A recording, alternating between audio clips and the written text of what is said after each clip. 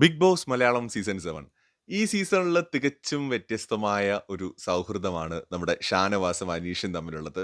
അങ്ങനെ ഭയങ്കരമായിട്ട് എക്സ്പ്രസ് ചെയ്യുന്ന ഒരു സൗഹൃദമൊന്നുമല്ല. പക്ഷേ നിങ്ങൾ എത്ര പേര് ശ്രദ്ധിച്ചിട്ടുണ്ടെന്ന് എനിക്കറിയില്ല. എനിക്ക് തോന്നുന്നു എല്ലാവരും അത് കണ്ടിട്ടുണ്ടാവും. ഷാനവാസ് ഭയങ്കര സീരിയസ് ആയിട്ട്, ഭയങ്കര കലിപ്പിൽ പോകുന്ന സമയത്ത് എന്ന് വെച്ചാൽ ചിലപ്പോൾ ഓപ്പോസിറ്റ് നിൽക്കുന്ന ആളെ തല്ലും എന്നൊക്കെ പറയുന്ന ഒരു അവസ്ഥയിലേക്ക് എത്തുന്ന സമയത്ത് ചാടി അതിൻ്റെ ഇടയിൽ വീണിട്ട് ഒരു ഫിസിക്കൽ അസോൾട്ട് ഉണ്ടാവാതിരിക്കാനായിട്ട് എല്ലായ്പ്പോഴും ശ്രദ്ധിക്കുന്ന ആള് അനീഷാണ്.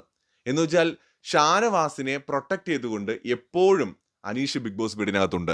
അനീഷിനെ ബിഗ് ബോസ് വീടിനകത്ത് ഏറ്റവും കൂടുതൽ ചീത്ത പറഞ്ഞിട്ടുള്ള ആളും ഏറ്റവും അധികം റെസ്പെക്ട് ചെയ്യുന്ന ആളും ഷാനവാസ് ആണ്.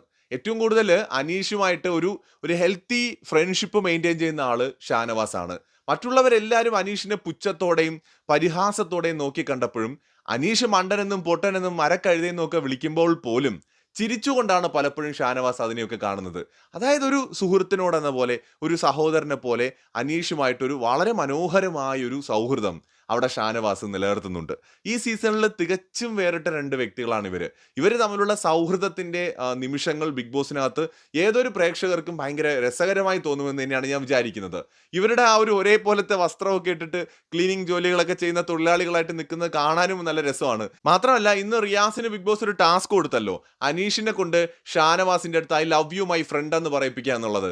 ആ സമയത്തുള്ള അവരുടെ പെർഫോമൻസ് ഒക്കെ ഭയങ്കര രസമായിരുന്നു. അനീഷ് അവസാനം പറഞ്ഞു കേട്ടോ, കുറേ സമയത്ത് അനീഷ് ഇത് പറഞ്ഞില്ല, ഏറ്റവും അവസാനം അനീഷ് അത് പറയുകയും ചെയ്തു.